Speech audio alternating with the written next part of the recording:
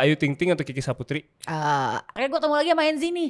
Teman mureh gue sebut tuh teman mureh. Lu pernah berantem gede sama si Desta? Sama Vincent Desta sering ngobrol gitu kan. Kalau lagi terlalu nyaman juga kita jadi kayak autopilot. Ayo bikin sesuatu yuk biar kita gak terlalu autopilot datang buat kerja doang. Oke. Tapi seorang Enzi di mata lo seperti apa sih?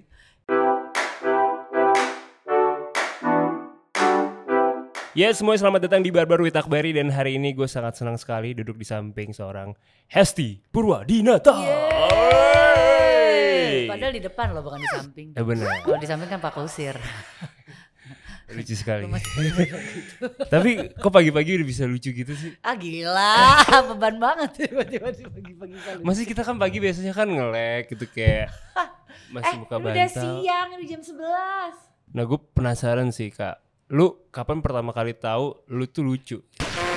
Pertanyaan apa itu? Lucu kan? Gak ada. Enggak tahu. Gue tuh pembaca puisi. Gue bukan pelawak. Oke. Kapan pertama kali gue ngerasa gue lucu? Iya, kapan kamu masih inget gak? Aduh, gak ada lagi ngerasa kayak gitu. Gak ada momen itu. Karena berkomedi, gue udah berapa kali bilang berkomedi itu sulit. Iya. Iya. Ngobrol ya, kalau ngobrol santai dapat ngakak-ngakaknya ya udah gitu, jadi diri sendiri aja. Tapi kalau jadi komedian sih dapat title itu sih ya gue ya happy.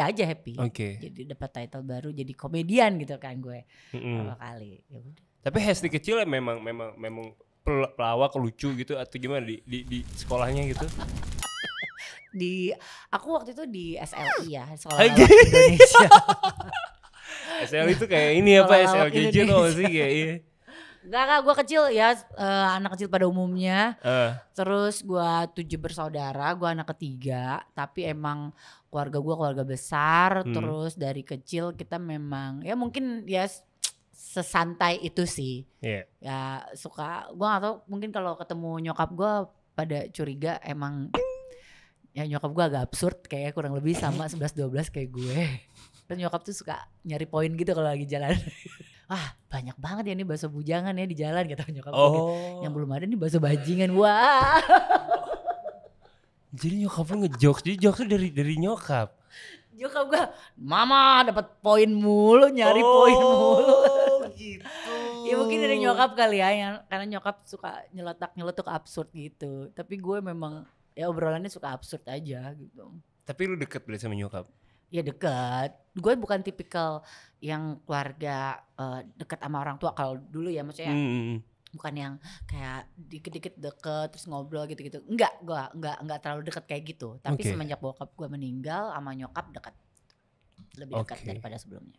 Deketnya jadi lebih komedi atau lebih kayak sama aja sih sebenarnya, tapi lebih bisa karena kan bukan apa sih physical touch ya. Iya. Lu gengsi-gengsian sama nyokap? Kata zaman now kan ada tuh ya physical touch yang dikit-dikit peluk gitu-gitu. Yeah. Kalau gue nggak diajarin gitu waktu kecil, jadi nggak ada tuh pelukan, bokap, nyokap, cium gitu-gitu nggak ada. Cium tangan doang nggak bisa, salim doang, salim gitulah, sesekali peluk tapi jarang gitu.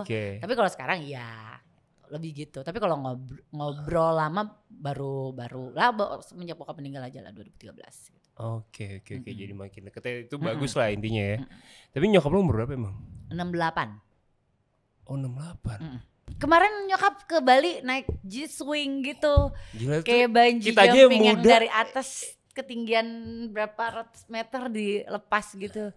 Gokil mah gue. Respect sih. Itu atas kemauan dia atau lu paksa? Gue gak maksa tapi gue menyarankan. Jadi gue naik dulu terus gue cobain lah. Wah oke nih gak terlalu menyeramkan gitu ternyata pas awalnya doang. Terus akhirnya mah kayaknya mama bisa deh naik ini mah. Ini seru nih mama bisa gitu. Kan gue tahu sendiri kan gak ada riwayat jantung atau apa gitu. Jadi gue bilang nyokap bisa nih naik ini gitu. Mantap berarti. Terus nyokap nurut aja, iya deh gitu. Padahal nyokap udah lihat sebelumnya jadi gue paksa. Berarti hal gila apa lagi yang pengen lo lakuin bareng sama nyokap? Gak tau sih, ini sih gue baru lagi pergi lagi sama nyokap kan gitu setelah sekian lama karena pandemi dan lain-lain. Nah seneng banget aja gitu ngajak nyokap ke beach club gitu. Jadi kemarin tuh yang benar-benar kayak ya udah liburan sama mama terus sama anak-anak gitu, kita ke beach club yang emang yang family gitu kan. Lu sewa sofa gitu. Iya, yang daybed tapi ya udah emang temanya family aja, tapi seru aja gitu ngeliat nyokap. Happy lah ya. Good for you lah pokoknya. Tapi kita sekarang bahas tentang perjalanan karirnya seorang Hesti gitu ya. Lu mengawali karir sebagai presenter atau model sih sebenarnya? Kayak model deh, model dulu. 2005 gue model di Wajah Femina. Oke. Gue menang Wajah Femina, juara 3. Majalah Femina tuh adalah majalah yang bikin gue pengetahuan seks gue jadi tahu gitu. Kok di situ? Gue nyokap gue kan langganan. Terus kayak suka ada tips seks gitu kan. Gue Akbari SD tuh tahu tips seks dari situ. Gue baca di halaman terakhir gitu. Lu nggak baca Ayah Bunda apa? Oh ada ya, kayak ada sih, karena memang itu majalahnya cukup buat perempuan dewasa 20 tahun ke atas ya. Bener. Karena yang ikut Wajah Femina tuh umuran dari 19 tahun, 18 tahun ke atas. Iya. Iya, keren. Tapi gue langganan sih sebelum gue jadi Wajah Femina. Itu sebenarnya. Gue nggak nyari sih bagian sex education, tapi gak apa-apa, bagus kok. Iya benar. Itu sex education. Benar. Tapi penyalahgunaan sebenarnya. Agak. Emang kan dulu kalau penyalahgunaan lu ada model-model yang lu salah gunakan di majalah itu. Kalau itu gak penyalahgunakan, tepat lu guna. baca tepat guna. Benar. Jadi nambah pengetahuan gue. Kan belum ada internet dulu. Iya benar. Jadi itu source gue. Oh gitu. Iya. Masih aman ya. Tapi kenapa Wajah Femina gak gadis dulu? Kan satu grup tuh, Femina Group. Enggak kepikiran. Enggak. Dulu tuh justru gue tuh udah kerja, udah off airan MC gitu. Okay. Dulu zaman gua kuliah, gua sempat jadi SPG juga, jaga-jaga stand, terus udah gitu nge-MC off air. Udah gitu tiba-tiba gua di kakak gua ngirimin foto ke Femina. Iya. Terus udah gitu gak berharap apa-apa akan masuk finalis apalagi tuh enggak gitu, nggak berpikir itu. Tapi sebelumnya memang gue udah sempat kayak casting iklan, udah berapa kali dapet gitu. Terus nge-MC off air, jadi mungkin udah ada bakatnya kali ya gitu. Yeah. Tapi gue mikirnya bakat gue kayaknya lebih ke jadi presenter, host kayaknya. Terus habis itu 2005 ternyata gue masuk finalis Wajah Femina 20 besar. Itu keren banget sih. Alhamdulillah ya gue. Amin. Mantan lu menyesal tuh pas itu langsung kayak ini. Itu kan list wanita cantik. Di antara mantan gue itu kayaknya gue ada yang toksik. Kayaknya gue yang bermasalah. Saya suka cegil yang sadar. So, gue pikir-pikir mantan gue baik semua. Oke, baik. Kayaknya aku deh Gemini yang bermasalah. Gemini lagi lah, udah jelas gitu kan, pasti gitu. Oh ya, approve lah. Oke. Tapi ya itu pokoknya 2005 akhirnya finalis Wajah Femina, terus alhamdulillah menang juara 3 gitu. Mungkin kalau gue lebih agak behave dikit, gue pasti bisa juara 1. Emang pas karantina lo agak nggak behave gitu? Ya gitu, kayak gue terlalu semarak kali ya. Yang juara 1 emang pantas Anda juara 1. Iya. Tapi maksud gue, lu ini nggak jadi agak malas gak? Karena kan lu nggak bisa jadi diri lu sendiri kan. Kalau kayak ajang pageant kan lu kayak harus inspiring. Oh gitu ya. Behave gitu. Duduk diatur. Enggak juga. Tetap santai. Enggak, gue santai banget. Waktu itu aja biasa kan di situ ada psikolog gitu kan, datang kan ngebaca perilaku kita. Terus gue tuh waktu itu ada yang menang juara 1 tuh Rahma and Landy. Rahma Landy dia presenter news juga. Terus psikolog itu ngeliat gue beda 180 derajat sama Landy. Landy tuh bawaannya yang ya gitu-gitu, yang ini gue tuh yang begitu kan. Emang dari awal udah gitu banget. Terus baju gue warna-warni gitu kan. Keren banget. Terus udah gitu gini, dia tiba-tiba bisa nebak gue, kamu jangan-jangan zodiak kamu Gemini ya? Iya. Gitu. Dia bisa nilai, ini pasti beda banget nih ini. Iya, kayak gitu. Tapi gue nemuin momen itu tapi seru. Menarik sih. Terus akhirnya ya udah, kayak gue nggak ada, dan gue enjoy gitu di modeling waktu itu ya, yang gitu-gitulah, yang gak gafis apa-apa gue suka di foto. Jadi nggak kayak berubah jadi orang lain, enggak. Tapi waktu lu jadi host acara gosip gitu, ada suka rasa nggak enak gak sih kayak ngeberitain temen lu sendiri gitu misalnya? Enggak, gue saat itu nggak ada yang gue kenal juga gitu. Dia nggak kenal gue gitu. Nggak tahu juga, tapi ya ada lah pasti, cuman selalu mikirnya gitu kan, ini gak sih lo gini. Tapi karena itu cuman satu arah ya, kalau di kabar-kabari kita cuman baca tapi gak komentarin, gak yang ada pendapat sendiri. Mungkin kayak makin kesini acara infotainment kan ada yang ngobrol terus komentarin sendiri. Itu kan lebih riskan ya. Kalau itu enggak, gue cuman ngerasa satu arah, abis itu berita muncul. Lu nge-present gitu kan. Doang, gue ngetek aja berita gitu. Menarik sih. Tapi dari situ perjalanannya akhirnya ke Tonight Show itu di 2013 berarti atau 2013. Di 2012 benar? 2013. Oke. Pokoknya net ada, gue masuk ya. Oke, itu tuh gimana journey lu akhirnya masuk di Tonight Show? Paling senior lagi kan sebenarnya? Sekarang gue paling senior. Pokoknya karena gue udah mungkin udah lumayan kali ya, banyak acara juga. Gue udah di Sport 7, waktu itu di Trans 7, terus udah gitu ada, gue waktu itu lagi sampai akhirnya di net. Pokoknya gue lagi sinetron FTV sama hostnya itu ada Sport 7, terus ada acara, aduh gue lupa deh pokoknya lumayan lah. Gue lagi megang sekitar kayak 4 acara, bayang gak? Wow. 3 acara TV, terus abis itu sinetron sama FTV tuh rutin gitu kan. Yang frame rate gitu, yang pacarku kejebur itu gitu tuh. Tapi padat banget. Lagi padat banget tuh. Lagi masanya banyak acara. Tapi waktu itu gue udah married 2010 kan, udah married gitu kan. Tapi alhamdulillah masih banyak tuh. Dan anak udah lahir waktu itu? Udah, gue udah gimana punya 2 anak gitu. Udah gitu pas 2013 terus aku casting, terus castingnya tuh buat series di situ di net. Terus ternyata lagi ada program Tonight Show, dia cari co-host. Terus produser di situ kan banyak yang udah kenal gue kan. Terus nyaranin cobain Hesti deh gitu. Terus akhirnya gue coba pilot. FYI, gue ngejalanin pilot hampir 4 pilot Tonight Show dengan 4 host utama yang berbeda-beda. Wow. Ari Untung waktu itu dicoba. Gading Martin dicoba. Waktu itu Reza Rahadian. Terus Dwi Sasono. Dwi Sasono gitu. Terus hostnya gue dengan skrip yang sama, seolah-olah itu baru pertama kali. Sampai akhirnya sama Ari Untung gitu. Oke.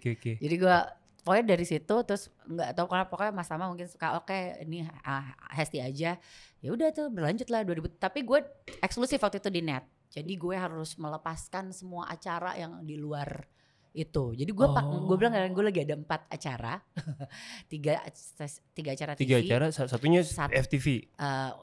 Sama FTV. Jadi gue waktu itu ada highlights otomotif, ada apalah gue lupa deh pokoknya di Trans 7 ada, terus sama di kabar-kabari. Itu gue suruh lepas semuanya. Itu di decision lu di umur berapa? 2013 umur gue berapa ya? 29. Oh bener, Saturn Return. Apa tuh? Iya. Anak sekarang tuh ngebahas itu, Saturn Return ada namanya. Jadi apa tuh? Cycle hidup manusia itu setiap 29 tahun sekali itu dia punya keputusan yang akan menentukan kehidupnya mereka seterusnya. Oh berarti itu akan gue ulang pas umur gue 59 gitu. Iya nanti akan ada keputusan besar lagi di umur 54 lo. 58 sorry iya. 58 59. Iya. Terus akhirnya udah putusin aja. Nekat gak nekat gitu. Menarik ya. Suami lu waktu itu menyarankan juga atau memang tuh full keputusan dari lo? Nyokap gue nyokap. Kalau suami tuh tempat diskusi ya. Jadi dia nggak ngasih keputusan. Oke. Gue akan diskusi sama dia. Gini, tapi minta saran. Tapi keputusan di gue juga. Oke. Kata laki gue juga gitu. Kamu mah nanya ke aku percuma. Kamu mendingan A atau B? A aja Neng. Aku B aja. Gitu. Kan ada yang bilang udah kalau istri dengerin aja. Iya benar. Itu betul. Hal baju juga sama seperti itu. Iya betul. Tapi lu tipe cewek yang kalau mau makan udah tahu mau makan apa atau gimana? Kadang nggak tahu, kadang tahu. Oke. Tapi gue decision maker sih, jadi biasa sih gue tentuin. Tapi Tonight Show 10 tahun gini sedih gak sih ada sense of belonging yang benar-benar attached banget gak sih? Iya tapi udah maksudnya kan gue udah di TV dari 2005 ya hitungannya, 2006 lah, udah berapa tahun tuh? 18 tahun kah? Iya benar. Yes, kayaknya udah lama banget ya. Jadi gue tahu gitu ada setiap acara ada masanya, setiap masa ada orangnya kayak gitu-gitu. Jadi kita tahu kalau ya Tonight Show mungkin nggak megah dulu gitu kan. Udah ada masanya lah, udah ini tapi ya udah di titik nyaman. Cuman gue sama Vincent Desta sering ngobrol gitu kan, kalau lagi terlalu nyaman juga kita jadi kayak autopilot gitu. Jadi sering banget sharing gitu kayak yang ayo yuk bikin sesuatu yuk, biar kita nggak terlalu autopilot datang buat kerja doang gitu sih. Ya tapi udah paham sih momennya gitu, karena sense of belongingnya udah pasti besar. Cuman kita juga kayak tahu diri lah kayak gitu-gitu. Terus udah gitu kan sekarang aja perubahannya lumayan besar juga kan. Hitungannya mungkin NZ baru 5 tahun di Tonight Show. Ya bukan, bahkan gak nyampe 5 tahun. Dia mulai 2018 ya. 2018, 2019 terus dia off lagi kayak gitu kan. Tapi kita memang merasa ya masa kemasannya di pas ketika ada NZ sih, kita berempat di situ sih itu. Itu udah paling nyaman lah ya. Itu masa nyaman, kita akhirnya klik banget, bukan cuman sebagai partner kerja tapi juga udah kayak keluarga.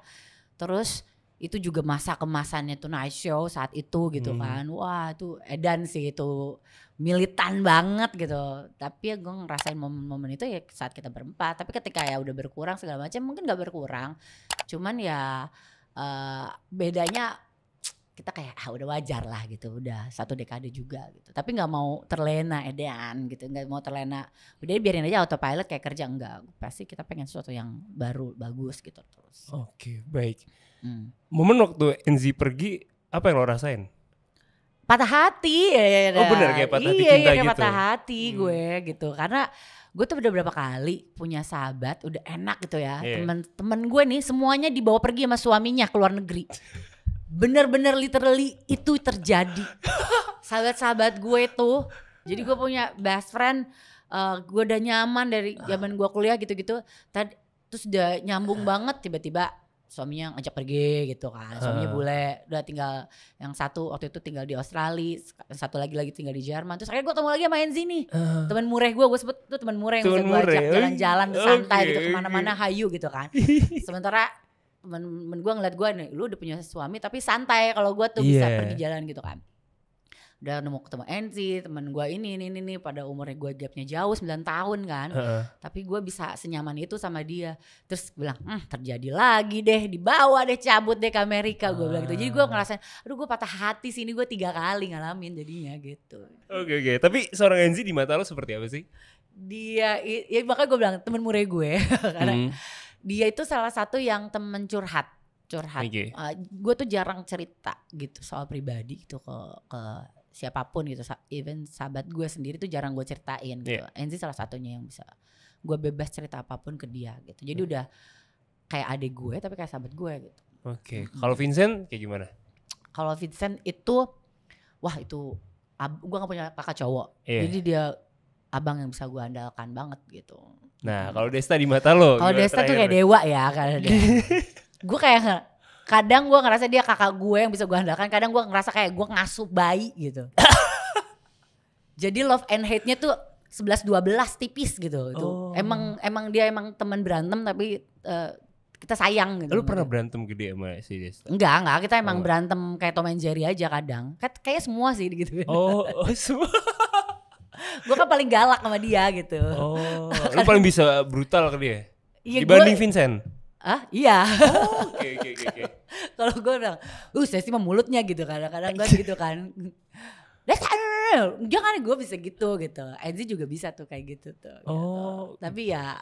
Tapi kalau sama Desa gitu kan, gue bilang, kadang gue sebel banget sama dia, tapi sayang gitu sama dia. Bener-bener kayak udah kayak keluarga kali ya. Gitu. Iya sih, udah attach banget gitu ya. Oke, sekarang gue penasaran tipe-tipe yang cowok yang termasuk kriteria cogil tuh gimana menurut lo? Yang bau. Yang bau.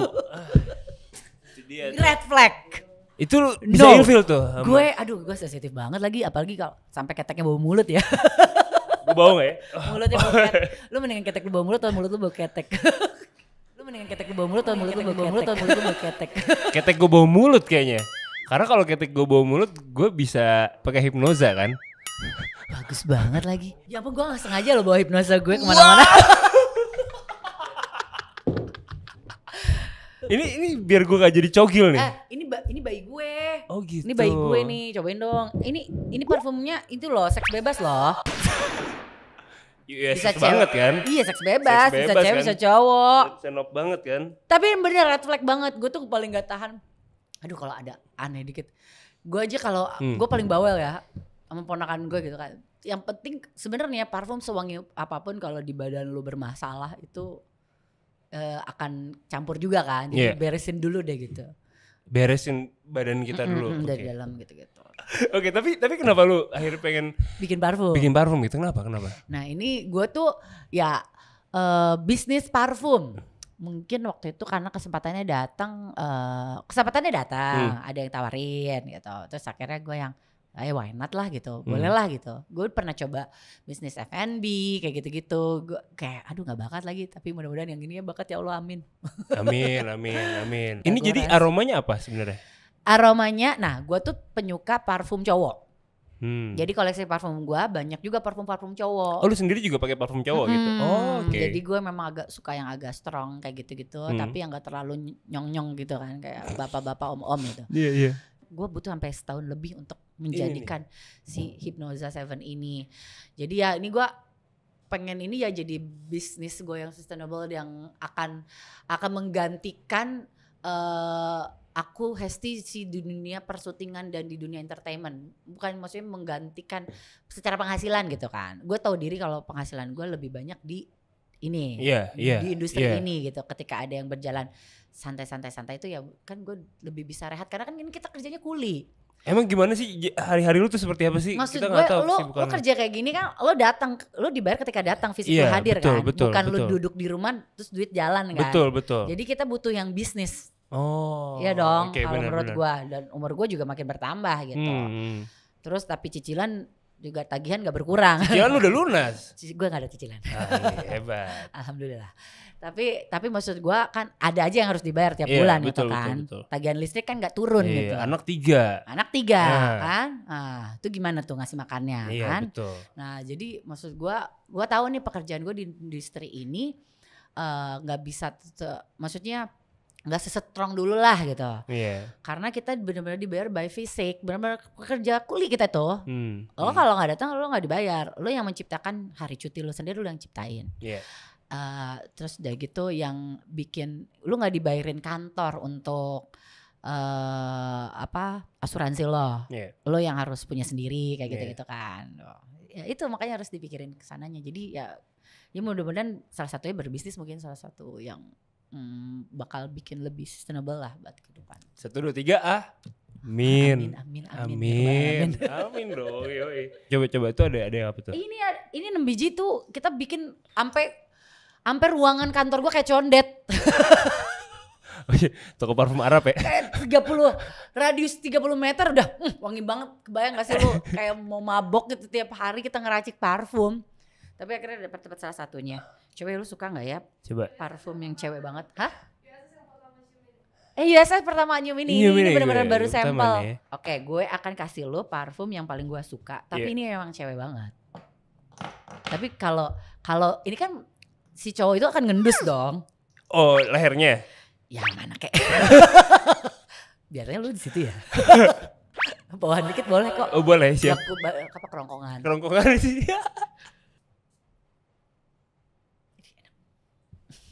Coba gue disemprotin Hesti nih. Coba.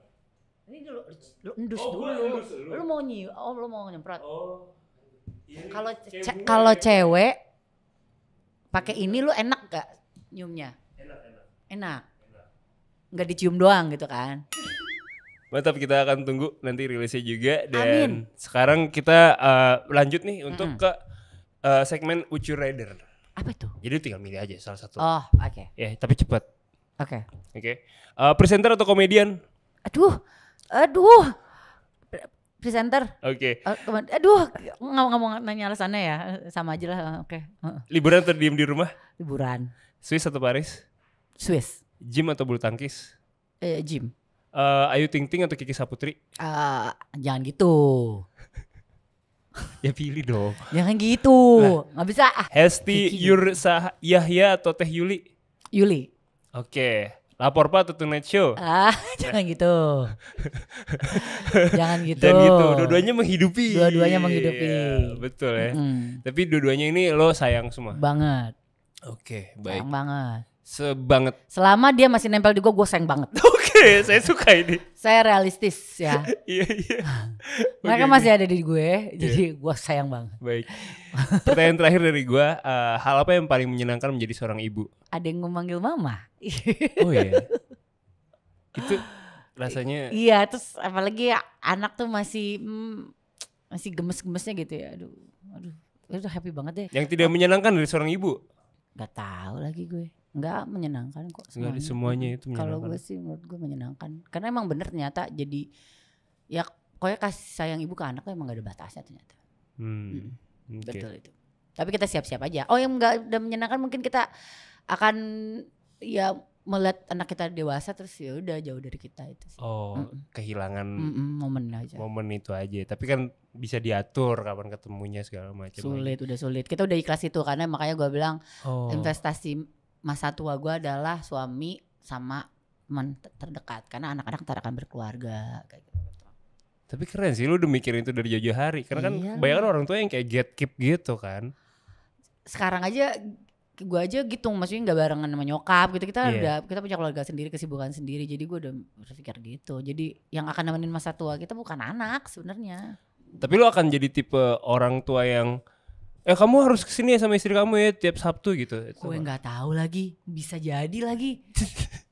Ntar ke cucu lu kayak kapan ke rumah nenek, Gue nggak tahu tua gue bakal gimana. Tapi lu akan berpikir gitu nggak ya? Iya itu maksudnya. Kita tuh punya pemikiran nih gue pengennya udahlah gitu kan santai gitu jadi nenek oma yang santuy gitu. Tapi gue nggak tahu masa tua gue bakal gitu nggak. Jadi gue nggak bisa sih. Oke, siap.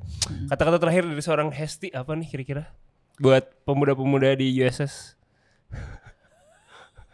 Ya kata-katanya Kak semangat kerja karena mendingan susah kerja daripada susah nyari kerjaan. Wah siap respect. So gue Akbari. Hesti Purwodinata. Terima kasih sudah barbar. Bye. Bye. Barbar.